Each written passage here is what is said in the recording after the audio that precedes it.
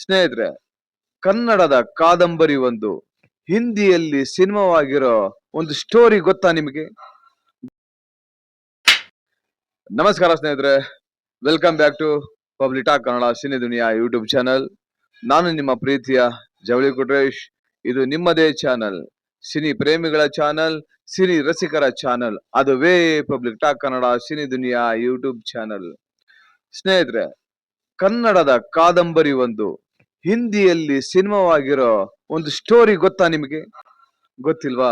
ಹಾಗಾದ್ರೆ ನಾನು ಈ ವಿಡಿಯೋದಲ್ಲಿ ನಿಮಗೆ ಆ ಸ್ಟೋರಿ ಏನಂತ ಸವಿವರವಾಗಿ ಹೇಳ್ತಾ ಹೋಗ್ತೀನಿ. ಬನ್ನಿ, ಕುತೂಹಲದಿಂದ ನೀವು ಕೇಳಿ ಅಂತ ಹೇಳ್ತಾ, ಹಾಗೆ ಇದುವರೆಗೂ ಯಾರ್ಯಾರು ನನ್ನ public talk Kannada cine Duniya YouTube channel ನ ಸಬ್ಸ್ಕ್ರೈಬ್ ಮಾಡ್ಕೊಂಡಿಲ್ವೋ ಅವರು ಈಗಲೇ ಹೋಗಿ ಸಬ್ಸ್ಕ್ರೈಬ್ ಮಾಡ್ಕೊಳ್ಳಿ. ಹಾಗೆ ಪಕ್ಕದಲ್ಲಿರೋ ಬೆಲ್ ಐಕಾನ್ ಒತ್ಬಿಡಿ, ನನ್ನೆಲ್ಲ ನೋಟಿಫಿಕೇಶನ್ಗಳು ನಿಮಗೆ ತಲುಪುತ್ತೆ ಅಂತ ಹೇಳ್ತಾ, ಹಾಗೆ ನನ್ನ ಸಿನಿ ವಿಚಾರಗಳು ಹೇಗೆ ಬರುತ್ತೆ ಅಂತ ಒಂದು ಚಿಕ್ಕದಾಗಿ ಕಾಮೆಂಟ್ ಹಾಕಿ. ಏನಾದ್ರೂ ತಪ್ಪಾಗಿದ್ರೆ ಕ್ಷಮಿಸ್ಬಿಡಿ, ಮುಂದಿನ ದಿನಗಳಲ್ಲಿ ನಾನು ಅವನ್ನ ತಿದ್ಕೊಂಡು ಹೋಗ್ತೀನಿ ಅಂತ ಹೇಳ್ತಾ, ಬನ್ನಿ ಮತ್ತೆ ಆಗ್ತಾಳ ಶುರು ಮಾಡ್ಬಿಡೋಣ. ಏನಪ್ಪಾ ಅಂದ್ರೆ, ಕನ್ನಡದ ಮೊದಲ ಕಾದಂಬರಿ ಆಧಾರಿತ ಸಿನಿಮಾ ಎಂಬ ಹೆಗ್ಗಳಿಕೆಗೆ ಡಾಕ್ಟರ್ ರಾಜ್ಕುಮಾರ್ ಅಭಿನಯದ ಕರುಣೆಯೇ ಕುಟುಂಬದ ಕಣ್ಣು ಪಾತ್ರವಾಗಿರೋದು ನಿಮಗೆಲ್ಲರಿಗೂ ಗೊತ್ತೇ ಇದೆ. ಕೃಷ್ಣಮೂರ್ತಿ ಪುರಾಣಿಕರ ಧರ್ಮ ದೇವತೆ ಕಾದಂಬರಿಯನ್ನು ಆಧರಿಸಿದ ಈ ಸಿನಿಮಾ 1962ರಲ್ಲಿ ಬಿಡುಗಡೆಯಾಗಿತ್ತು. ಕನ್ನಡದ ಕಾದಂಬರಿಯನ್ನು ಆಧರಿಸಿದ ಕನ್ನಡದಲ್ಲಿ ಚಿತ್ರ ನಿರ್ಮಾಣವಾಗುವ ಮೊದಲೇ ಕನ್ನಡದ ಕಾದಂಬರಿಯನ್ನಾಧರಿಸಿ ಹಿಂದಿಯಲ್ಲಿ ಒಂದು ಸಿನಿಮಾ ನಿರ್ಮಾಣವಾಗ್ಬಿಟ್ಟಿತ್ತು. ಅದೇ ಬಸಂತ್ ಬಹಾರ್. 1956ರಲ್ಲಿ ಬಿಡುಗಡೆಯಾದ ಭರತ್ ಭೂಷಣ್ ಮತ್ತು ನಿಮ್ಮಿ ಅಭಿನಯದ ಬಸಂತ್ ಬಹಾರ್ ಸಿನಿಮಾ ತಾರಾಸು ಅವರ ಜನಪ್ರಿಯ ಕಾದಂಬರಿ ಹಂಸಗೀತೆಯನ್ನು ಆಧರಿಸಿತ್ತು. ತಾರಾಸು ಅವರ 10ಕ್ಕೂ ಹೆಚ್ಚು ಕಾದಂಬರಿಗಳನ್ನು ಆಧರಿಸಿ ಕನ್ನಡ ಚಿತ್ರರಂಗದಲ್ಲಿ ಸಿನಿಮಾಗಳು ನಿರ್ಮಾಣವಾದ್ರೂ ಕೂಡ ಮೊದಲು ಕಾದಂಬರಿ ಆಧಾರಿತ ಸಿನಿಮಾ ಆಗಿದ್ದು ಹಿಂದಿಯಲ್ಲಿ ಎಂಬುದು ಒಂದು ವಿಶೇಷ. ನೋಡಿ ಸ್ನೇಹಿತರೆ, ನಮ್ಮ ಕನ್ನಡದ ಕಾದಂಬರಿಯನ್ನು ಆಧರಿಸಿ 1956ರಲ್ಲೇ ಸಿನಿಮಾ ಮಾಡಿದ್ರು ಹಿಂದಿಯಲ್ಲಿ. ಎಷ್ಟು ವಿಶೇಷ ನೋಡಿ. ಅದಾಗಿ 19 ವರ್ಷಗಳ ನಂತರ ಕನ್ನಡದಲ್ಲಿ ಅದೇ ಹೆಸರಿನಲ್ಲಿ ಆ ಕಾದಂಬರಿ ಚಿತ್ರವಾಯಿತು. ಈ ಸಿನಿಮಾವನ್ನು ಜಿ.ವಿ. ಅಯ್ಯರ್ ಅವರು ನಿರ್ದೇಶನ ಮಾಡಿದ್ರು. ಈ ಸಿನಿಮಾದಲ್ಲಿ ಅನಂತ್ ನಾಗ್ ಅವರು ಭೈರವಿ ವೆಂಕಟ ಸುಬ್ಬಯ್ಯನವರ ಪಾತ್ರದಲ್ಲಿ ಕಾಣಿಸಿಕೊಂಡ್ರು. ಅದಕ್ಕೂ ಮೊದಲು ಕನ್ನಡದಲ್ಲಿ ಸಂಕಲ್ಪ ಮತ್ತು ದೇವರ ಕಣ್ಣು ಚಿತ್ರಗಳಲ್ಲಿ ನಟಿಸಿದ್ದ ಅನಂತ್ ನಾಗ್ ಅವರು ಈ ಚಿತ್ರದಿಂದ ಸಿಕ್ಕಾಪಟ್ಟೆ ಜನಪ್ರಿಯತೆಯನ್ನು ಪಡೆದರು. ರೇಖಾ ರಾವ್, ಬಿ.ವಿ. ಕಾರಂತ್ ಮುಂತಾದವರು ಪ್ರಮುಖ ಪಾತ್ರಗಳಲ್ಲಿ ಅಭಿನಯಿಸಿದ್ರು.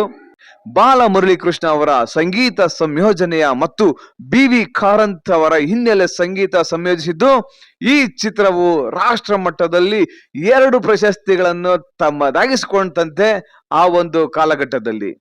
ಅತ್ಯುತ್ತಮ ಚಿತ್ರ ಪ್ರಶಸ್ತಿ ಜೊತೆಗೆ ಬಾಲಮುರಳಿ ಕೃಷ್ಣ ಅವರಿಗೆ ಅತ್ಯುತ್ತಮ ಗಾಯಕ ಪ್ರಶಸ್ತಿಯನ್ನು ಕೂಡ ಲಭಿಸಿತ್ತಂತೆ. ಇದಲ್ಲದೆ ರಾಜ್ಯ ಮಟ್ಟದಲ್ಲಿ ದ್ವಿತೀಯ ಅತ್ಯುತ್ತಮ ಚಿತ್ರ, ಅತ್ಯುತ್ತಮ ಸಂಗೀತ ನಿರ್ದೇಶಕರಲ್ಲದೆ ಅತ್ಯುತ್ತಮ ಛಾಯಾಗ್ರಾಹಕ ಪ್ರಶಸ್ತಿಯನ್ನು ಕೂಡ ಈ ಚಿತ್ರಕ್ಕೆ ಲಭಿಸಿತ್ತಂತೆ. ಈ ಸಿನಿಮಾದ ಛಾಯಾಗ್ರಾಹಕರು ನಿಮಾನ್ ಘೋಷ್ ಅವರಿಗೆ ಈ ಒಂದು ಪ್ರಶಸ್ತಿ ಲಭಿಸಿತ್ತಂತೆ. ನೋಡಿರ ಸ್ನೇಹಿತರೆ, ನೋಡಿ, ನಮ್ಮ ಕನ್ನಡದ ಕಾದಂಬರಿಗಳು ಹಿಂದಿಯಲ್ಲೆಲ್ಲ ಸಿನಿಮಾಗಳಾಗಿ ಬಂದಿದವು. ಹಾಗೇನೆ ನಮ್ಮ ಕನ್ನಡದಲ್ಲಿ ಕಾದಂಬರಿಗಳನ್ನು ಆಧರಿಸಿ ಹೆಚ್ಚು ಸಿನಿಮಾಗಳು ಮಾಡಿದ್ದು ನಮ್ಮ ಪಾರ್ವತಮ್ಮ ರಾಜ್ಕುಮಾರ್ ಅವರು. ಯಾಕಂದ್ರೆ ನಮ್ಮ ಪಾರ್ವತಮ್ಮ ರಾಜ್ಕುಮಾರ್ ಅವರು ನಮ್ಮ ಅಣ್ಣ ಅವರಿಗೆ ಅದೆಷ್ಟೋ ಕಾದಂಬರಿಗಳನ್ನು ಆಧರಿಸಿದ ಸಿನಿಮಾಗಳನ್ನ ಮಾಡಿದ್ರು. ಅಷ್ಟೇ ಅಲ್ಲದೆ ನಮ್ಮ ಶಿವರಾಜ್ ಕುಮಾರ್ ಸರ್ಗೂ ಅವರು ಕಾದಂಬರಿ ಆಧಾರಿತ ಸಿನಿಮಾಗಳು ಕೂಡ ಮಾಡಿದ್ದಾರೆ. ಅವೆಲ್ಲ ಸೂಪರ್ ಡೂಪರ್ ಹಿಟ್ ಆಗಿದವು. ಏನಕ್ಕೆ ಹೇಳ್ತೀನಿ ಅಂದ್ರೆ, ಇದೆಲ್ಲ ಆಗೋದಕ್ಕೆ ಸಾಧ್ಯ ಏನಕ್ಕೆ ಅಂದ್ರೆ, ನಮ್ಮ ಪಾರ್ವತಮ್ಮ ರಾಜ್ಕುಮಾರ್ ಅವರು ಕಾದಂಬರಿಗಳನ್ನ ಸಿಕ್ಕಾಪಟ್ಟೆ ಓದ್ತಾ ಇದ್ರಂತೆ. ಆ ಕಾದಂಬರಿಗಳನ್ನ ಓದ್ತಾ ಓದ್ತಾ ಯಾಕೆ ಈ ಕಾದಂಬರಿನ ನಾವು ಸಿನಿಮಾ ಮಾಡಬಾರ್ದು ನಮ್ಮ ಪ್ರೊಡಕ್ಷನ್ ಅಲ್ಲಿ ಅಂತ ಹೇಳಿ ಅವರು ಕಾದಂಬರಿಗಳನ್ನ ಸಾರ್ಟ್ ಔಟ್ ಮಾಡಿ ಈ ಕಾದಂಬರಿಗಳನ್ನ ನಾವು ಸಿನಿಮಾ ಮಾಡಿದ್ರೆ ಜನಕ್ಕೆ ತಲುಪುತ್ತೆ, ಹಾಗೂ ಒಂದು ಒಳ್ಳೆ ಮೆಸೇಜ್ ಕೂಡ ತಲುಪುತ್ತೆ ಅಂತ ಹೇಳಿ ಅವರು ಅವಾಗ್ಲೇ ಕಾದಂಬರಿಗಳನ್ನ ಆಧರಿಸಿದ ಹಲವಾರು ಸಿನಿಮಾಗಳನ್ನ ನಮ್ಮ ಕನ್ನಡ ಚಿತ್ರರಂಗಕ್ಕೆ ಕೊಟ್ರು. ಈ ಒಂದು ಹೆಗ್ಗಳಿಕೆ ನಮ್ಮ ಪಾರ್ವತಮ್ಮ ರಾಜ್ಕುಮಾರ್ ಅವರಿಗೆ ಸಲ್ಲುತ್ತಂತ ಹೇಳೋದಕ್ಕೆ ಇಷ್ಟಪಡ್ತೀನಿ. ಸ್ನೇಹಿತರೆ, ಈ ವಿಡಿಯೋ ನೋಡಿದ್ರಲ್ವಾ? ಈ ವಿಡಿಯೋ ನೋಡಿ ನಿಮಗೆ ಇಷ್ಟ ಆದ್ರೆ ದಯವಿಟ್ಟು ಶೇರ್ ಮಾಡಿ.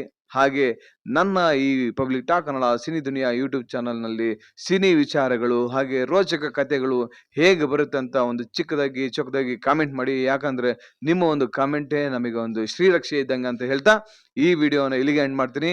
ಕನ್ನಡ ಚಿತ್ರರಂಗ ಬೆಳೆಸಿ, ಕನ್ನಡ ಚಿತ್ರರಂಗ ಉಳಿಸಿ. ಜೈ ಕರ್ನಾಟಕ ಮಾತೆ. ಧನ್ಯವಾದಗಳು.